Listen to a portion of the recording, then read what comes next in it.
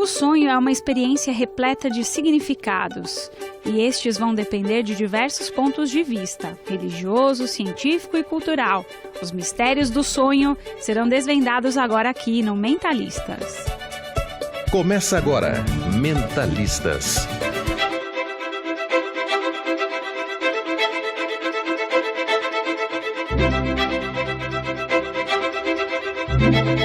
E para desvendar esses mistérios, eu convidei a psicanalista Marta Foster, que é membro efetivo e docente da Sociedade Brasileira de Psicanálise de São Paulo. Tudo bem, Marta? Tudo bom. Do outro lado da bancada do programa, a pesquisadora do Instituto do Sono, Luciana Palombini. Tudo bem, Luciana? Tudo ótimo, é um prazer. Obrigada pela presença de ambas, né? Pra gente começar esse bate-papo, eu vou primeiro pro lado científico e depois a gente vai pro lado psicanalítico dessa relação sonho/sono, né? Como é que se dá essa relação, Luciana, do ponto de vista da ciência? Qual a relação entre sonho, o sonhar e o sono que a gente tem, aquelas horas que a gente descansa? Qual que é a relação? Não, é assim, o sonho é um componente do sono.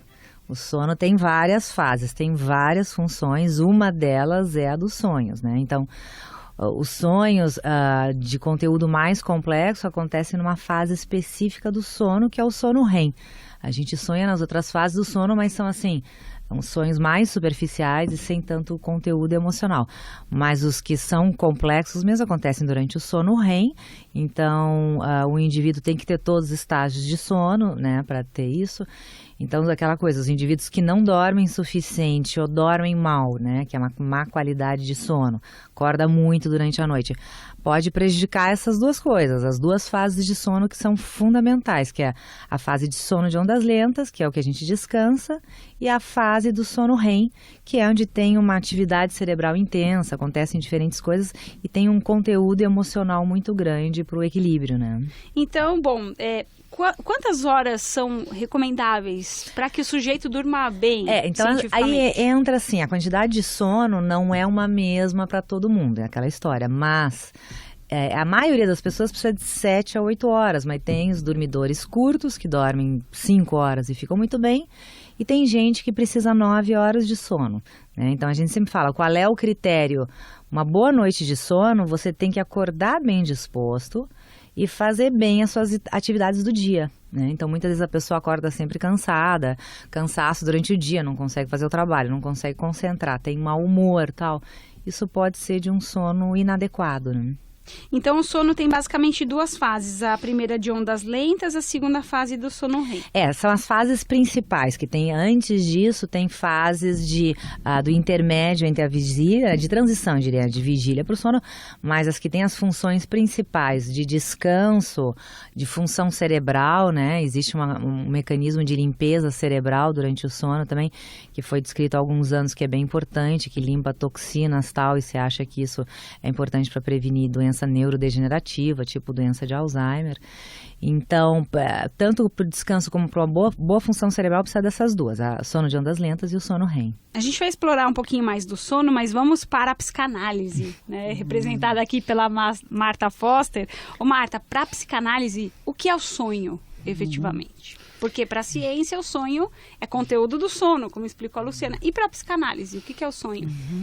Então, eu estava ouvindo a Luciana e estava vendo, né, a riqueza que é a possibilidade de uma conversa, né, entre as várias disciplinas, né? Porque o paciente é o mesmo, né? E todos nós temos que estar, de alguma forma, muito envolvidos, né, na busca de ser útil ao paciente, né? Então, quando você falava, né, do olhar da medicina, eu estava aqui olhando, né, a psicanálise como ela vai em outra direção, né? Então, por exemplo, né, para nós, né, o sonho que nos interessa, né, é aquele que é contado em sala de análise, né? Não é nem aquele que a pessoa sonha no dia a dia dela, né? Por quê? Porque ela está na área da consciência. Então, na área da consciência, é apenas um fenômeno mental, como você descreveu. Para ele se tornar um fenômeno da psicodinâmica e a gente poder, então, pensar um pouco com o paciente, né? Como aquela lembrança, né, que ele está trazendo daquele sonho pode ser um aliado, né, para a percepção do mundo psíquico dele próprio, né? Então precisa estar em sala de análise. Né? E mesmo dentro de sala de análise tem algumas questões interessantes. Por exemplo, se o paciente traz o sonho escrito, né, para nós ele é menos importante ou ele não tem, a gente vai ver apenas por que ele está precisando nos trazer um sonho. Às vezes aquela necessidade de trazer um sonho está mais ligado a uma necessidade de uma relação comigo, de achar que eu gosto de sonho, então como se fosse uma maçã para um professor, né? Do que propriamente da riqueza que o sonho está podendo trazer para a gente. Então às vezes a gente vai não na visão do sonho, mas na visão da função daquela comunicação do sonho, né? Agora, aquele sonho que acontece quando ele está numa sala de análise comigo e de repente ele fala assim para mim: nossa, me lembrei de um sonho, tá? Naquele momento a pessoa se traz o texto do sonho, tá? E, né, eu vou tentar junto com ele ver, né, ouvir dele as associações que ele traz. Por quê, né? Como Freud disse, o texto do sonho para nós não tem tanta importância. Ele só adquire importância quando ele é o veículo que possibilita as associações de ideias que ele vai trazer a partir daquele texto. Não é? E então, isso é a grande riqueza. Marta, o que ele traz na análise é inconsciente? Exatamente. O sonho, aquele textinho do sonho que ele traz é como se fosse uma fotografia do inconsciente para a gente naquele momento, se a gente pensar em termos apenas visuais, né? E só que isso vai precisar das associações, né? Então, se o paciente, por exemplo, me traz um sonho, né? E eu digo, o que ele associa com isso? Ele diz, nada, não associo com nada. Né? E a gente não consegue conversar de forma que ele possa estimular a uma associação, né? Eu tenho que respeitar isso e, né, não interpretar o sonho. Então, o sonho, dentro de uma visão psicodinâmica, ele só vai ser interpretado por autorização do paciente também. Tá? Então, é uma coisa da dupla. Né? E, neste sentido, que eu acho muito importante, né? Essas associações jamais podem ser do analista. Tá?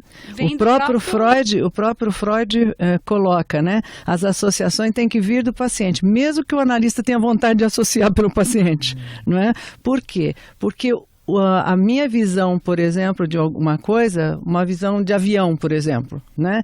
Pode ser completamente diferente da visão ou da associação que o paciente tem. Né? Então, isso precisa ser respeitado. Né? Ô Marta, eu citei o inconsciente... Só para ficar claro, porque tem muitos termos, né, Luciana, às vezes que ficam no senso comum. Então, Mentalistas, ele também existe para a gente poder traduzir esses termos. O que é o inconsciente? Então, eu acho muito importante a gente pegar, né, a ideia, né, do que são fenômenos mentais. Né? Porque o Freud, ele dá o nome de inconsciente, não é? Por exemplo, ele não diz assim, o inconsciente existe. Não, ele vai dizer que o que existe são fenômenos mentais que damos então o nome de inconsciente. Não é? Então, um dos fenômenos mentais que a gente pode dar o nome de inconsciente, porque não está à nossa disposição quando a gente quer, não é? São sonhos. Tá? Um outro fenômeno mental que a gente pode dizer que... a gente pode dar o nome de inconsciente, são os xistes, por exemplo, sabe? Quando os esquecimentos, quer dizer, são situações onde a gente não tem acesso, mas acontece. Quando você troca o nome de uma pessoa, né? Você fica todo sem graça, tal, né? Um ato falho, né? Chamado de ato falho, né? Então, isso dá a demonstração de que existe uma área, né, que não está disponível para a gente da forma que a gente quer, do momento que a gente quer. Né? E então aquilo que não está consciente, né? Que não está, por exemplo, eu podendo conversar com você agora nesse momento, ele está em algum outro lugar. Né? Este outro lugar é o lugar do inconsciente. Tá? Então tem essa diferença. Aquilo que não está consciente está inconsciente. Só que tem uma outra área nesse meio termo, não é? Que entre o consciente e o inconsciente, não é? Que está mais disponível. Por exemplo, se eu perguntar qual é o nome da sua mãe, tá? Não está disponível agora, mas você vai buscar na hora. Tá? Então está no subconsciente. Tá? Agora, o que está no inconsciente, esse nós não temos acesso. Até para puxar o gancho para a questão orgânica, então, Luciana, tem nessa análise aí, essa outra visão da psicanálise, os sonhos aconteceriam, então, no sono REM, que é esse sono mais profundo, é isso? É um sono profundo, é um sono que tem até um mecanismo de inibição muscular, né? Porque senão a gente iria dramatizar os sonhos. Então tem todo um mecanismo que nos protege a gente de se machucar, né? Então, tanto que existem doenças que a pessoa perde isso. E aquela pessoa que levanta, né, faz coisas e atos durante o sono e se machuca. Então, é um período do sono específico, é isso que a gente vê que tem muita atividade cerebral, né? Então, isso quebra o conceito antigo que existia que sono é para descansar só. Não. Tem uma parte bem ativa, que a atividade cerebral é parecida com a da vigília, que é durante o sono REM, que é associada aos sonhos, né? Eu achava que o sono era só para descansar, Luciana. Não, esse conceito já não se tem faz tempo. E aí, bom, você citou as pessoas que têm atividades intensas nesse sono REM. Isso. Os sonâmbulos, eles estariam no sono REM? Na verdade, não. O sonambulismo, ele acontece numa outra fase do sono. Ele acontece no sono de ondas lentas. Tanto que se você acorda o sonâmbulo, ele está confuso, porque a atividade cerebral estava lenta. Durante o sono REM, tem um distúrbio, que é o distúrbio comportamental do sono REM, que ele perde essa inibição muscular, só que se você acorda ele, assim como se você acorda uma pessoa do pesadelo, ela está bem consciente, ela está bem conectada, porque o cérebro está em atividade rápida. Então, eles acontecem em diferentes fases do sono. São distúrbios de um mesmo grupo, mas acontecem em diferentes fases do sono. Eu vou explorar um pouco mais ainda sobre as duas questões, né? Quero falar um pouquinho mais sobre você sonhar com dente, será que significa morte? Você sonhar com uma flor branca, será que significa paz? Não sei, tem várias interpretações, mas a gente vai fazer um rápido intervalo e na sequência a gente volta aqui com Mentalistas. Já voltamos com Mentalistas. A vida em discussão na rádio de quem quer saber.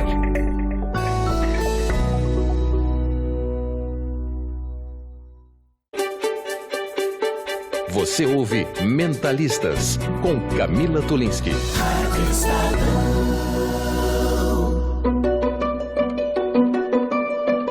De volta aqui com Mentalistas, falando sobre sonhos. Será que é possível interpretá-los? Bom, a gente vai tentar responder esta e outras questões. Eu convidei aqui nos estúdios da Rádio Estadão a psicanalista Marta Foster, membro efetiva da Sociedade Brasileira de Psicanálise de São Paulo, e também a pesquisadora do Instituto do Sono, Luciana Palombini. No bloco anterior eu deixei uma provocação, né? Porque a gente sabe que se você jogar a palavra sonho no Google, que é o grande pesquisador aí da internet, você vê muitas notícias ou artigos relacionados à área mais esotérica da explicação dos sonhos, né? Então, tem até símbolos, né, que representam os sonhos. Então, saiba o que significa você sonhar com um macaco. Saiba o que significa você sonhar com algumas representações. O que a psicanálise diz a respeito da interpretação dos sonhos, hein, Marta? Sonhar com dente é sonhar com morte mesmo? Então é interessante isso, mas pegando uma colaboração que eu achei muito interessante que a Luciana trouxe, né, da questão do sono, né, tem uma questão importante que né, pegando um pouco da ideia do inconsciente, né, o que faz uma pessoa não conseguir dormir. Né? Independente até dos distúrbios de sono, mas também tem um aspecto, né, de uma psicodinâmica que às vezes na nossa área a gente fala, né, que às vezes é algo que está indigesto, né, psiquicamente falando. Sim. E que impede, né, que essa digestão se dê através da condição de sono, de dormir. A pessoa fica lá pensando uma série de coisas e não consegue pegar no sono. É o popular, né, remoer os pensamentos. Isso, né? Às vezes ela fica remoendo, ela fica tentando se livrar dos pensamentos, e quanto mais a gente tenta se livrar dos pensamentos, mais ele mostra a sua potência. Né? Porque a gente jamais vai se livrar de pensamentos. A gente não escolhe os pensamentos. Assim como a gente não escolhe os desejos, né? Então nós não temos nenhuma responsabilidade sobre os nossos pensamentos e nenhuma responsabilidade sobre os nossos desejos, né? Nós temos total responsabilidade sobre o que a gente faz com eles. Né? Agora, o que eu penso é que a gente às vezes não se autoriza a ter desejos, né? E não se autoriza a ter pensamentos. E como é que a gente vai, né, ser responsável por aquilo que a gente não escolhe? Né? Então aí já começam as complicações do ser humano e o sofrimento psíquico do ser humano. Né? Então quando muitas vezes a gente vê pegando agora a tua colocação, né, de como às vezes existem pessoas que tentam decifrar os sonhos, que tentam dizer, olha, se você sonha isto, é por causa disto, é por causa daquilo, né? Eu penso que muitas vezes há um desejo de tentar diminuir o sofrimento psíquico, sabe? Só que o que a gente observa é que na maioria das vezes aumenta o sofrimento psíquico. Não é? Por quê? Não é? Porque é muito mais complexo do que isso. Não é? Como Freud trouxe para a gente, não é? Os sonhos, não é? A interpretação dos sonhos é entrar nas trevas, não é? Porque é sair do conhecido, não é? Para um universo completamente desconhecido, não é? Que é de aguardar o que vem do mundo psíquico do paciente, para juntos podermos trilhar um caminho, não é, de interpretação, onde o paciente é tão presente naquilo quanto o analista. Não é? Um analista jamais vai fazer uma interpretação sem ele perguntar ao paciente se aquilo faz algum sentido ao paciente. Porque se não fizer nenhum sentido, não é, para o paciente, isto não é levado em consideração pelo analista. Tem que fazer sentido, tem que ser uma coisa, não é, científica nesse sentido, é empírico. Não é uma coisa, basta o analista perceber. Não, e às vezes o analista não percebe nada. Não é? Passou batido, então passou batido, ele próprio teve aí um entusiasmo, né, interpretativo. Que é o conteúdo dele, na verdade. Um entusiasmo interpretativo e colocou alguma questão. Não é? Então acho que esse é um elemento importante.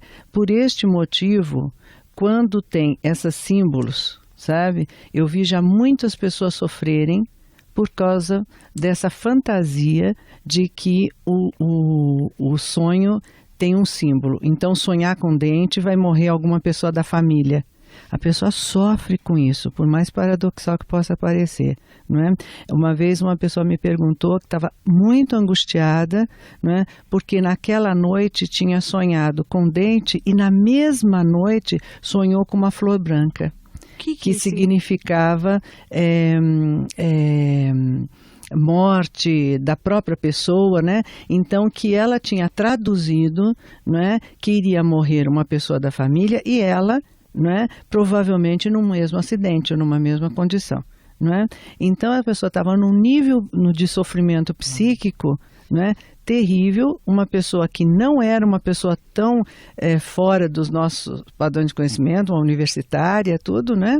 E que foi possível conversar com ela, não é, a respeito do que ela pensava sobre sonho, de onde que ela tinha visto isso, quem que passou uma informação tão absurda sobre isso para ela, né? E aí ela pôde perceber, né, o que significava, né, o sonho, né? Então, por exemplo, quando ela diz que rosa branca, o que significava para ela rosa branca, o que significava dente para ela, né? Então pôde haver uma dinâmica completamente diferente daquela apreensão daquela situação. Não, eu ia fazer um comentário que é interessante, porque às vezes as pessoas vão numa clínica do sono com pesadelos, né? E lógico, o conteúdo dos sonhos é sempre reflexo de uma psique, algo que não está bem. Só que existe hoje essa tendência muito triste das pessoas não quererem nem ter o trabalho de ir atrás, né? Então, aquela coisa, para um sono gostoso, né? A pessoa tem que estar com uma vida em equilíbrio e uma vida gratificante. Então, a questão dos pesadelos, assim, existe medicação que suprime e tal, tudo. Mas o certo é realmente, né? São pessoas em diferentes fases de vida que são questões que nunca foram tratadas, né? Mas dificilmente elas não querem um trabalho de fazer uma psicanálise, que seria o certo. As pessoas querem, né, um trajeto mais curto e mais fácil. E no sono, muitas vezes, não é assim. Se a pessoa não quer se dar o trabalho, não tem como melhorar o sono dela, né? Fica a dica.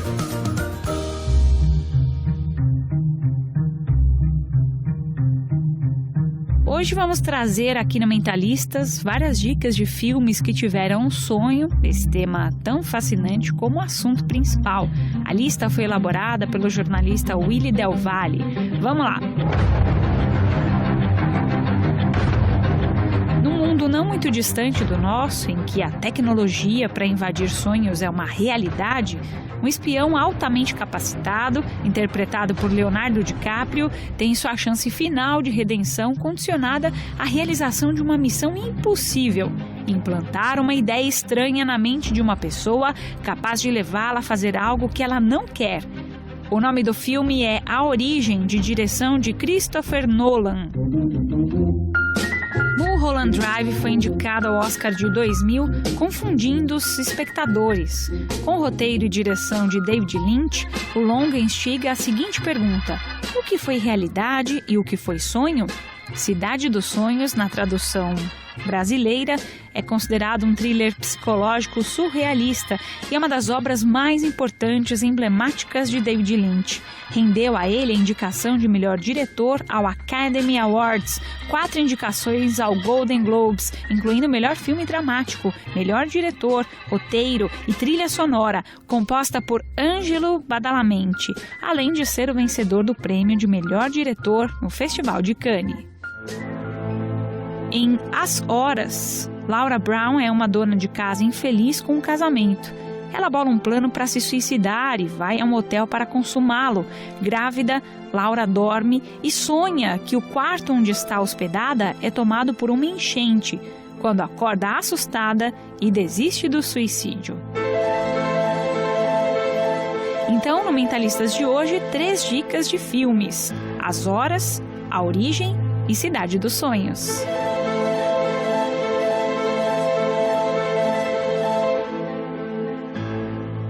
Lá no Instituto do Sono, vocês já tiveram uns trabalhos ou pesquisas, ou que você tenha conhecimento dessa, como se fosse, não a interpretação do sonho vídeo psicanálise, mas algum tipo de pesquisa para detectar, olha, quando o sujeito está nessa fase do sono REM, ele realmente está num universo mais profundo, quer dizer, ele está num sono, ou tem num pesadelo. Já ouvi falar muito que quando os olhos ficam mexendo, assim, fechado. Existe uma parte da medicina do sono, de pesquisador do sono, que pesquisa muito, que é o sonho lúcido, na verdade, né? Então, assim, porque é interessante, né? Fora isso, a gente vê quando a pessoa está sonhando, não tem uma coisa na polissonografia, que é o registro das variáveis específico. Mas existe muita experiência, assim, tem um grupo que estuda o sonhador lúcido, que é aquela coisa do indivíduo ficar lúcido dentro do sonho, e muitas vezes ele pode sinalizar com um tipo de movimento ocular que ele está consciente dentro do sonho, que ele sabe que ele está sonhando. E algumas pessoas na área do sono fazem isso como pesquisa, até como tratamento, que na verdade não é uma coisa, acho que validada clinicamente, né? Mas em termos de pesquisa de sonho, essa é uma da parte mais importante, o sonhador lúcido. Você acha que um dia a ciência, nem sei, até você como pesquisador, a ciência vai conseguir ajudar esse indivíduo a talvez se lembrar de imagens mentais daquele sonho que ele teve à noite? Porque eu estava até conversando um pouquinho antes da gente fazer o programa aqui com a Marta. Tem pessoas que chegam no consultório e muitas vezes falam assim, não sonhei com nada, não costumo sonhar e tudo mais. Para a ciência, e já vou deixar a pergunta encomendada para a Marta. Mas lembrar ou não do sonho não tem relação direta nenhuma com qualidade do sono e nem com equilíbrio psicológico. Então, é um detalhe interessante, mas o que a gente quer é um bom equilíbrio psicológico e uma qualidade de sono adequada. Então, isso aí não chega a ser um indicador forte que, alcançando isso, a pessoa que lembra o sonho necessariamente vai ter um sonho melhor ou uma psique melhor, digamos assim, né? E o fato do paciente chegar na clínica para psicanálise e não conseguir se lembrar do que ele sonhou, isso também já é um conteúdo para ser verificado para a psicanálise, Marta? Olha, para nós, o que nós estamos sempre atentos, né, é a pessoa, tá? E a pessoa, como ela se apresenta, tá? Então, ela não tem que tá? Então, uma pessoa, ela não tem que sonhar, tá? Ou contar o sonho, ou falar do sonho. Isso nenhum psicanalista jamais vai solicitar, né? Nenhum psicanalista solicita para o paciente, conte um sonho. Isso não existe, né? Agora, por quê? Porque o sonho que nos interessa é aquele que, como eu disse, ele acontece, né, de ser lembrado na relação, porque aí já é resultado da própria relação. É quase que natural, né? Isso, ele vem naturalmente, né?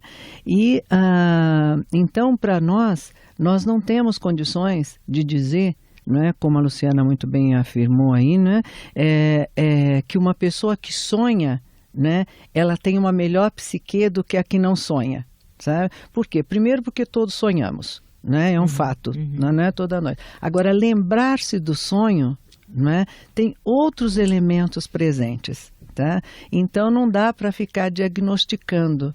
Aliás, eu acho uma coisa muito triste, né, essa questão diagnóstica, sabe? A psicanálise ela é totalmente avessa a diagnósticos, né? Por quê? Não é? Porque qualquer diagnóstico ele aprisiona dentro da área psicanalítica. O diagnóstico para a medicina é importante porque vai possibilitar medicar e outras coisas mais, não é? Na psicanálise, qualquer diagnóstico vai fechar ao invés de abrir. E a psicanálise busca expansão, não é? Então, ela é totalmente avessa a questões diagnósticas. Por exemplo, não tem coisa mais triste se um analista acreditar que está recebendo no consultório dele, não é, um deprimido. Tá? Por quê? Porque se ele acha que está recebendo um deprimido, ele não está vendo a pessoa. E isso é deletério para qualquer campo de investigação. Eu penso, né? Até Principalmente que psicanalítica. Quando né? o paciente chega na clínica, ele chega às vezes com uma queixa, né? Ou com uma reclamação. Estou deprimido. E talvez não seja nem isso. Talvez seja os conteúdos que ele teve do senso comum que fizeram com que ele achasse que ele estava deprimido, né? E aí chega lá na hora depois de fazer a análise, talvez isso mude ao longo do tempo, né? Ele vem com uma reclamação e, na verdade, o problema dele é outro, né? Muitas vezes a gente recebe o paciente já diagnosticado pela psiquiatria, por exemplo, como bipolaridade, ou então que tem pânico e tal, né? Mas quando ele entra na sala de análise, não tem mais nada. O que ele tem é um ser humano em sofrimento, né? E vai ser preciso uma investigação psicanalítica para poder acompanhar isso, né? Então, nós não estamos interessados no sintoma neste sentido, porque sintoma para a gente, não é resultado, não é?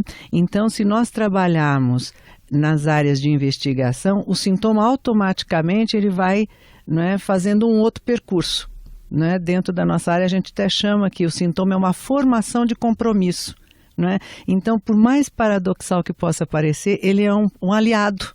Né? Na medida que dificilmente uma pessoa que não tenha sintoma vai olhar para si mesma. Né? Ele, infelizmente, ele vai só olhar para si mesmo, né, quando ele tem sintoma. Né? Eu costumo dizer que é uma área, infelizmente, que é diferente, por exemplo, né, de algumas áreas que a gente supõe, né, por exemplo, que a gente não precise ir no dentista só com o dente cariado, né? Geralmente vai na psicanálise quando cariou o dente, entre aspas, né?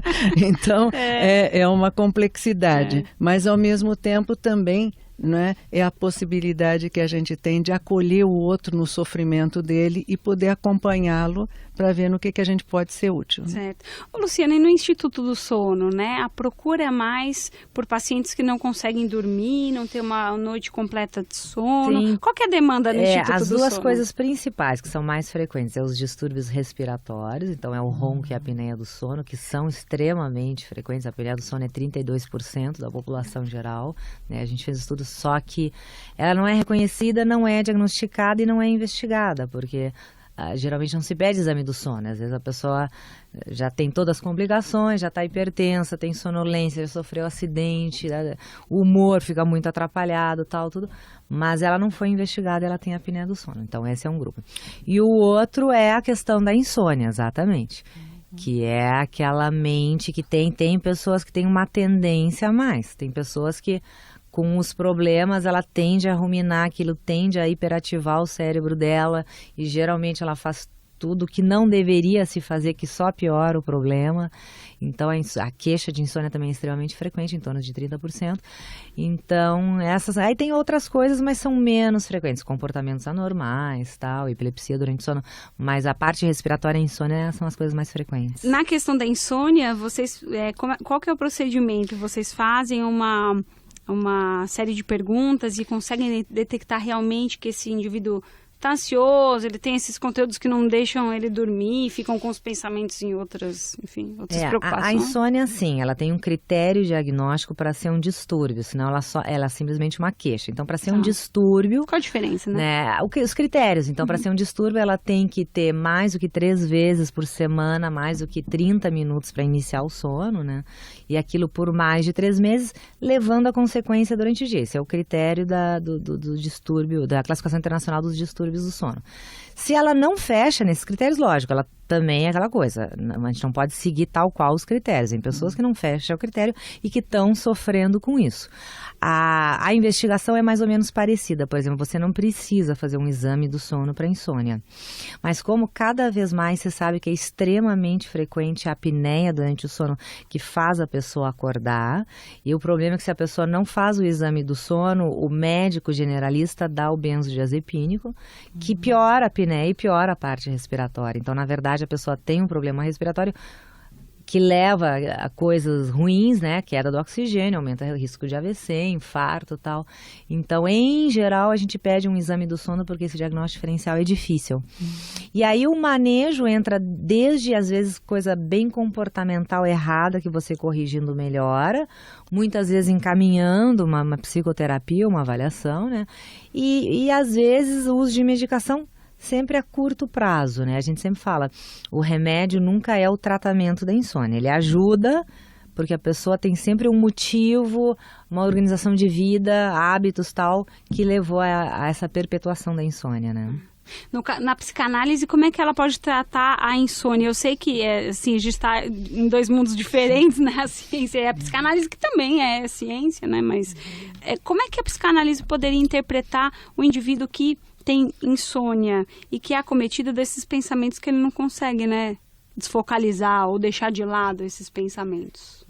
Como é que seria? Bem, eu penso que se ele tem um problema da insônia, ou se ele tem um problema de gastrite, ou se ele tem um problema de uma angústia muito forte, para nós, né, é tudo sintoma. Né? Então, o sintoma a gente não mexe, como eu disse, né? A gente vai conversando com a pessoa sobre o que vai acontecendo na relação, porque a psicanálise, ela tem um método, uma técnica, né, e uma teoria, né? Dentro da metodologia, né, é a relação entre o paciente e o analista, né, é que vai ser o elemento básico do nosso trabalho, quer dizer, aquela experiência emocional, né, que se vive naquela relação. Então, não é só o que o paciente fala, mas é o que ele vive ali, o jeito que ele fala, a forma que ele entra, as angústias que ele mostra, né? Então, vamos supor, às vezes a pessoa se atrasa 5 minutos e passa 10 explicando o atraso, né? Quer dizer, que exigência ela tem de si mesma. Então, todos esses elementos passam a fazer parte do nosso campo de investigação, né? Se por conta de todas essas investigações ela passa a dormir melhor, não é? Então é uma coisa que ela vai percebendo se está valendo a pena ou não, né? Agora, a gente acha muito importante, né? Porque nós também conhecemos esses critérios, né, que a Luciana falou, né, que ela trouxe, né? E se a gente observa, né, que ele poderia ser beneficiado de uma consulta médica de início, a gente pergunta: você já foi verificar na medicina? O que você já foi? O que já viu, né? Porque eu penso que isso é muito importante, sabe? A gente trabalhar, não é? Sabendo que as várias áreas, não é? Elas são importantes e úteis ao paciente. Então, se o paciente está com uma depressão que não consegue nem chegar no consultório, que a família tem que trazer, primeiro de tudo ele tem que voltar no psiquiatra. Tá? Ele tem que ir no psiquiatra, verificar a questão da serotonina, né? Para depois juntos nós podemos fazer um trabalho, mas primeiro nós temos que dar uma sequência, na minha opinião. Pode ser que outros psicanalistas pensem até diferente. Na minha opinião, eu acho que essa questão da multidisciplinariedade, ela é uma necessidade, ela não é mais uma escolha. No começo da nossa conversa, Marta, você disse que muito do que a pessoa sonha, e aí eu não sei se é totalmente, né? Quando a pessoa sonha, tudo aquilo que ela sonhou, na verdade, faz parte dos desejos dela e que estariam nesse inconsciente, que, como diz a psicanálise, aí citando Freud, é aquele conteúdo que a gente não dá conta. Então, para a gente ilustrar aqui para o nosso ouvinte, por exemplo, uma pessoa que viveu um trauma na infância e que ela não quer relembrar esse trauma, ela joga essa lembrança para o inconsciente e pode aparecer em forma de sonho também. Quer dizer, aquilo que a gente sonha muitas vezes com situações da infância mesmo, muitas vezes uma cena bagunçada, né, que não faz muito sentido para o paciente, tem relação direta com o que ele deseja e que, em estando acordado, ele não é capaz de admitir para ele mesmo que ele deseja isso, que ele sonhou? Olha, Camila, eu agradeço mistério, muito essa pergunta, porque ela me permite expandir um pouquinho, né, alguns conceitos importantes na psicanálise, né? Um deles, né, é de que para o Freud, né, todo sonho, né, é um pensamento que em vida de vigília ficou insuportável para si mesmo, sabe? Não teve condição de vir na consciência. Então o que acontece? À noite a pessoa dorme e ao dormir, né, existe uma área do psiquismo dela, tá, que para fazê-la dormir debilitou, né, essa vigília excessiva da consciência. É como se os soldadinhos da vigília tirassem um cochilo também. Exatamente. A gente chama de ego, né? Como se o ego debilitasse as suas defesas para manter a pessoa dormindo, que é a função dele, né? Então, naquele momento, vem para a consciência aquilo que antes, né, não pôde vir, né? No entanto, então aí dá a ideia de que é um resto diurno, tá, que possibilitou, né, que esse sonho viesse à consciência. Só que nós temos o resto diurno o dia inteiro, né? Por que aquele resto diurno, né, teve essa possibilidade de ter esse acesso? Por que né? Aquela cena do dia, eu sonhei justamente com aquela cena? Exatamente, com alguma coisa que lembrou. Não é? Porque a gente, quando pergunta para a pessoa, ela vai falar do sonho, ela fala, você sabe que eu sonhei hoje à noite uma coisa, mas você sabe que é porque ontem eu vivi isso, tal. Então ela já faz um link. Só que este link só é possível ter produzido um sonho se ele já linkou com áreas primitivas do psiquismo da pessoa, lá de trás, sabe? Que ela vivenciou sem ela ter acesso no mundo inconsciente, então, né? Mas para tornar isto um sonho, só uma área do nosso psiquismo tem essa força, que são os desejos, né? Somente o desejo, né, tira uma pessoa do lugar onde ela está, tá? Da movimentação em todos os sentidos. Somente um desejo seguramente trouxe a Luciana aqui, eu aqui e você aqui para conversar conosco e os ouvintes que estão nos escutando, né? Então, apenas o desejo pode produzir isso. Imagina a força disso no psiquismo. Tá? Então, não é que o Freud vai dizer que, né, todo sonho é um desejo, né, inconsciente e tal. É que ele parte deste pressuposto da força do desejo no nosso mundo mental. Tá? Agora, ele vai dizer que é um desejo, sim. Né? Que todo sonho é uma realização de desejo sexual infantil reprimido. Agora, por que isto? Porque se não tivesse esta força, por exemplo, quando nós somos pequenininhos, nós temos um aparelho mental, né, muito debilitado ainda. Está em desenvolvimento. Está em desenvolvimento, né? E tudo mais. Né? Então, todas as sensações, elas são muito fortes, inclusive os desejos. Tá? Então, este aparelho mental, né, ele vai ser o responsável, vamos dizer assim, não é, para que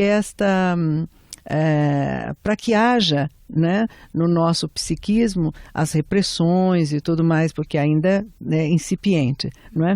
Então, quando na vida adulta nós vivemos uma experiência emocional que tem um sentimento, tá, que lembra aquelas áreas primitivas, ele vai fazer um link.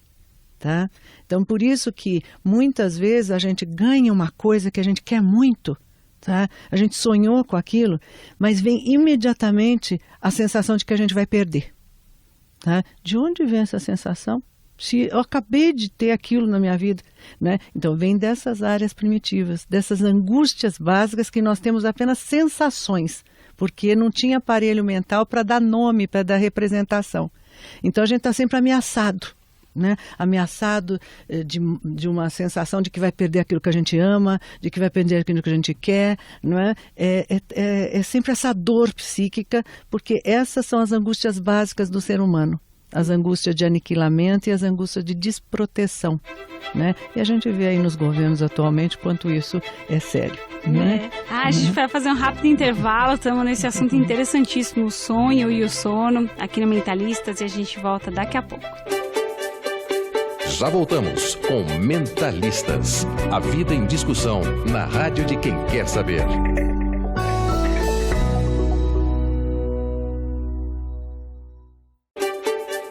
Você ouve Mentalistas.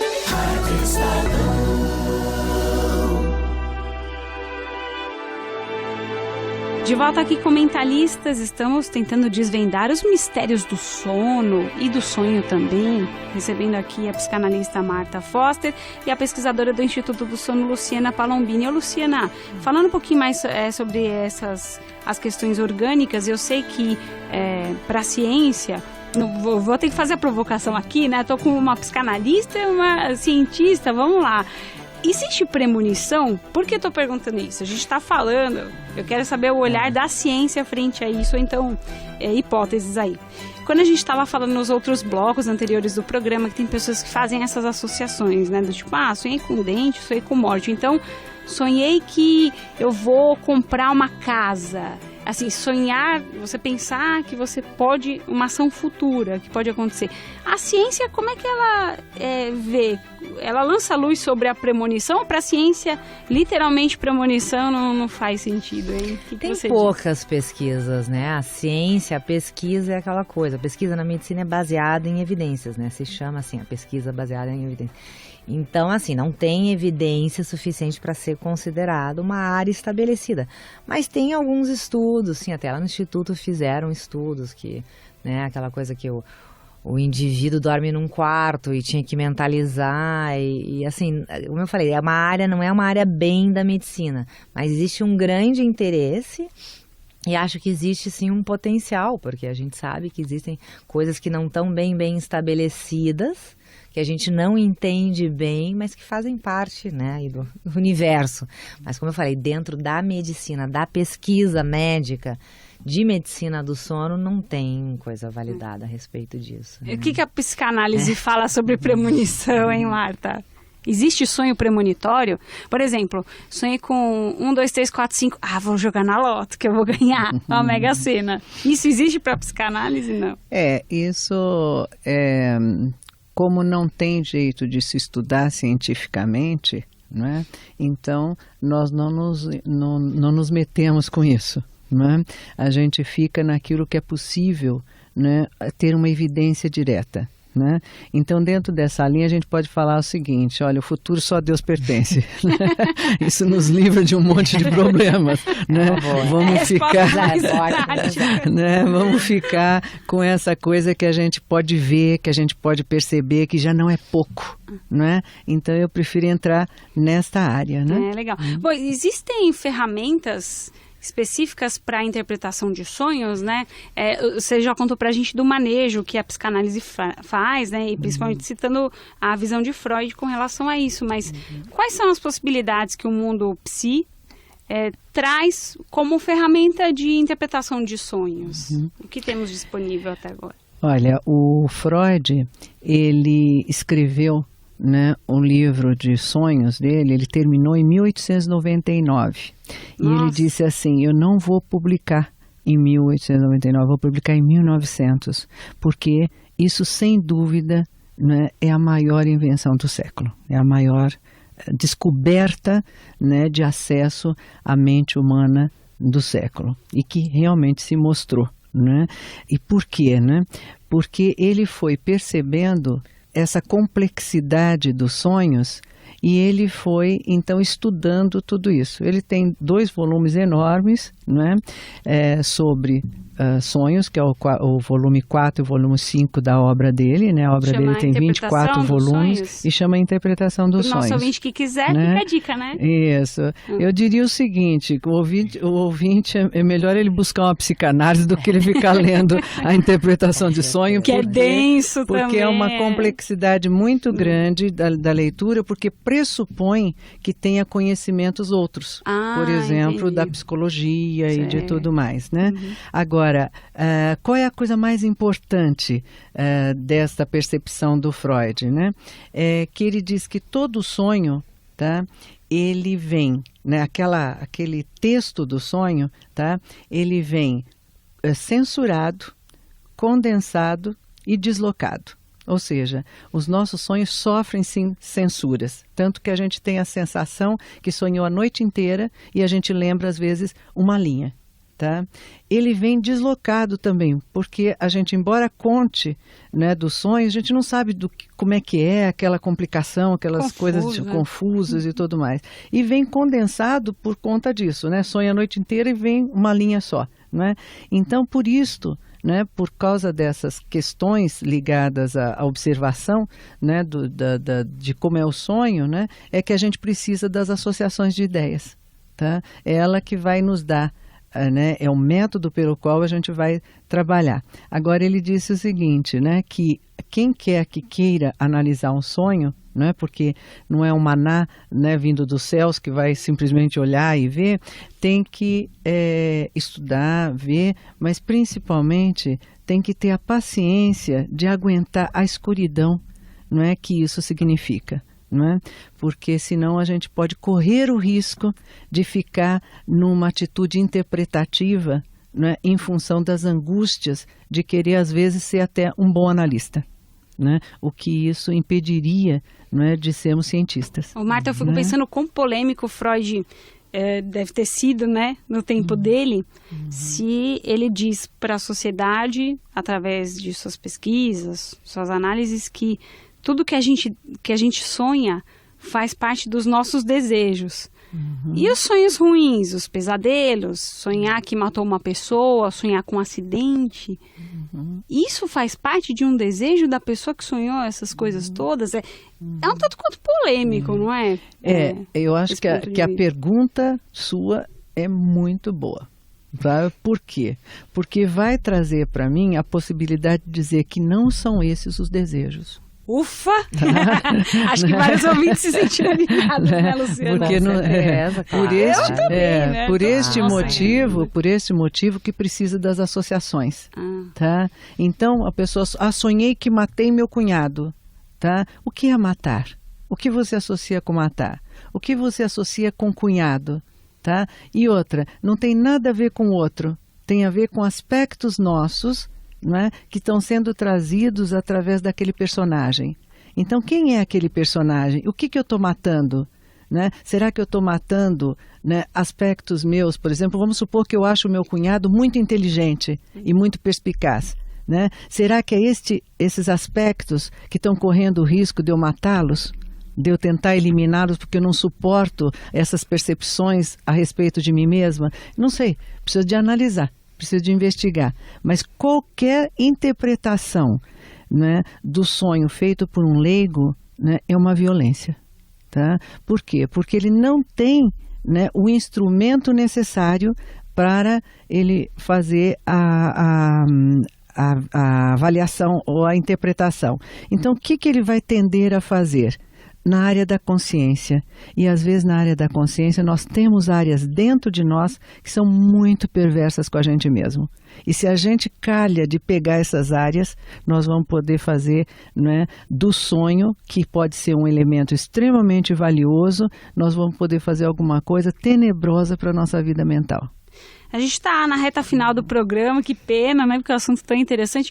Luciana, queria que você desse um conselho para o ouvinte que, na questão mais orgânica, né, dessa relação sonho/sono, o que ele precisa fazer se ele está com essas questões todas, né? Insônia, ou apneia, que até dificilmente, é difícil, né, de você conseguir diagnosticar. Você tem que ir para um especialista para saber, né? Quais são as recomendações básicas aqui para o nosso ouvinte, Luciana? Assim, a gente sempre fala bastante porque como os médicos ainda não têm um treinamento em medicina do sono, então a gente fala bastante para o leigo exatamente saber. Se ele tem queixa de sono, muitas vezes os pacientes me dizem que o médico dele não valoriza.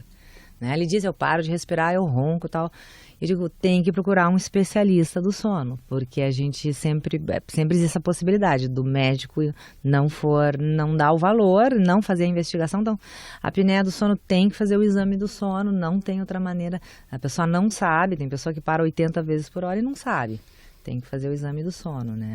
E mesmo insônia. Insônia é complicado porque acaba parando num médico geral que não queira conversar muito, acaba dando os benzodiazepínicos que criam dependência, tolerância, né? Então, o especialista em sono acaba tentando ir mais na causa, né? Então, se não dorme bem, não acorda bem, acorda sempre cansado, independente das horas que dorme, acorda durante a noite, acorda com dor de cabeça, cansaço e tal, tem que procurar um especialista em medicina do sono. E para ele procurar esse especialista, ele precisa passar primeiro as burocracias, às vezes, né? Por um clínico geral que vai encaminhá-lo ou não? Ele pode direto procurar. Hoje tem diversas clínicas, tem lá no Instituto do Sono, tem diversos locais. Hoje tem o reconhecimento da AMB, da medicina do sono, então ele pode ir na AMB para ver os médicos com especialidade em medicina do sono, tem acesso fácil. Então dá para pular essa parte da burocracia, Com né? certeza, vai direto, sem problema. Os médicos em geral, eles encaminham para o Instituto do Sono ou não, nem tanto? Eles poderiam fazer isso mais? É que o médico, clínica, assim, né? o médico encaminha para fazer o exame do sono se ele tem o treinamento. Se ele não tem, aí o paciente vem geralmente na consulta primeiro. Certo. Às vezes os médicos pedem o exame do sono sem saber interpretar. Então vem o paciente depois e diz, doutora, ele pediu o exame do sono, mas ele não sabe o que fazer com isso. Eu digo, bom, então tá, agora é comigo, pode deixar. Né? E para psicanálise, qual que é a mensagem final que a gente pode deixar para o nosso ouvinte, que tem todas essas questões, né, que a gente já trouxe aqui? Não só sonha demais, enfim, alguma inquietação psíquica. Criar coragem atrás desses conteúdos que podem libertá-lo, de repente, de um problema. Qual que é o conselho? Olha, Camila, eu acho que a riqueza do ser humano é que o ser humano criou algo maravilhoso para os próprios seres humanos, que são as profissões. Não é? Eu tenho paixão pelas profissões porque todas elas têm que ter uma invariante, ser útil a outro ser humano. Né? E eu penso que assim como a gente precisa procurar, como a Luciana disse, um especialista quando tem distúrbio de sono, tá? Tem que procurar um arquiteto quando está querendo construir uma casa, a gente tem que procurar um analista quando a gente está sentindo a dor psíquica. Né? Eu penso que existe um preconceito muitas vezes em relação à nossa área e em relação à área da Luciana também, que sim. Eu acompanho. Sim, né? Sim. Então existe um preconceito. E esse preconceito poderia fazer muito mais pessoas serem felizes se não o tivessem. Tá? Então eu acho que hoje é um dia especial para mim e vim aqui em nome disso, na tentativa de que as pessoas vejam que só existe a minha profissão e só existe a profissão da Luciana, porque o próprio ser humano criou essas profissões, essas ciências, para a gente tentar ser útil. Então, deixa a gente ser útil, que muitas vezes não nos deixam. Né? E dá resultado, E dá resultado maravilhoso, maravilhoso. Muito bem, agradeço a participação da psicanalista Marta Foster, que é membro efetivo da Sociedade Brasileira de Psicanálise aqui em São Paulo. Também da pesquisadora do Instituto do Sono, Luciana Palombini. Gente, muito obrigada, viu, pela presença de vocês. De nada, prazer. Até uma próxima. Até. E o Mentalistas desta semana fica por aqui. A apresentação de Camila Tulinski, os trabalhos técnicos são de Roger Palme, gerente de jornalismo Paula Marinho, diretor de jornalismo do Grupo Estado, João Fábio Caminoto. Lembrando que você, ouvinte, pode acompanhar esta e todas as outras edições no nosso site radio.estadão.com.br. Até a próxima!